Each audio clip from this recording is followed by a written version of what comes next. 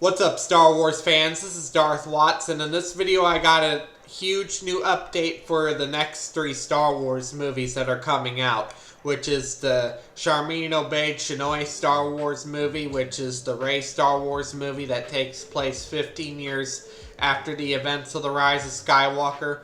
Plus, we have the Dave Filoni Mandalorian crossover movie, which I am predicting is going to be called Heir to the Empire. And then we got the James Mangold Star Wars movie that takes place during the beginning of time, showing the origin of the Force, the origin of the Jedi.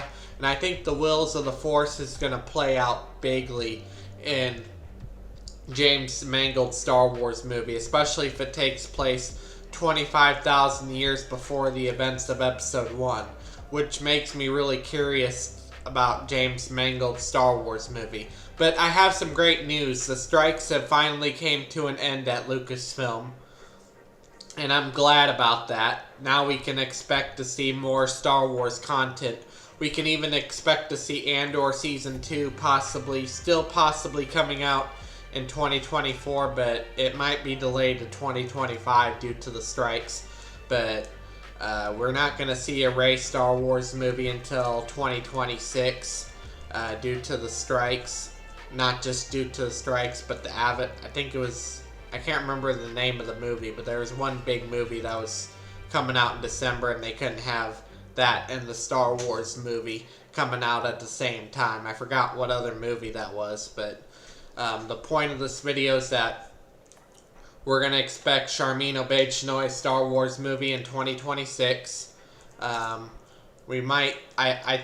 thought we might get a delay till December of 2026, but it looks like right now it's likely it'll come out in May 2026 for the Charmin Obey-Chinoy Star Wars movie. And what I'm predicting is that there's going to be a power vacuum.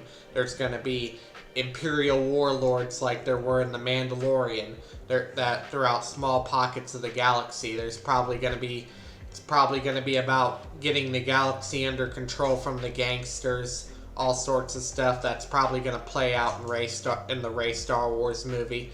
Then we get the Mandoverse Star Wars movie, which I clearly think that Dave Filoni's trying to retell a new version of the Thrawn trilogy. And it's pretty evidential that Dave Filoni confirmed that Thrawn is the main villain of the New Republic.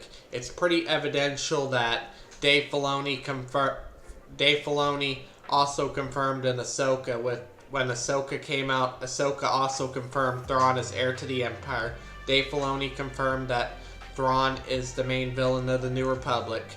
And with the Dave Filoni Star Wars movie tying into Ahsoka, the Mandalorian, Skeleton Crew, and the Book of Boba Fett all together combined, when it's tying into all of those, plus Ahsoka revealing Thrawn is heir to the Empire and Thrawn is confirmed to be the new villain of the New Republic era, then it's likely that Dave Filoni's trying to retell a new version of the Thrawn trilogy, a canon version of the Thrawn trilogy, what's canon about Thrawn after the events of Return of the Jedi, which I am excited to see it. I look forward to seeing it.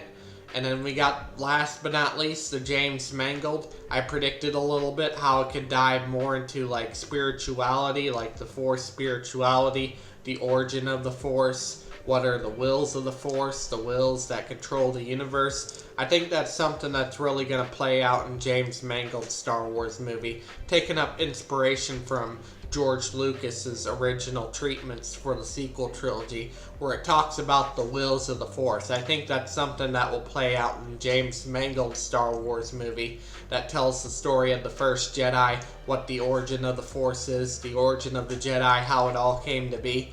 And I can't wait to see that Star Wars movie as well.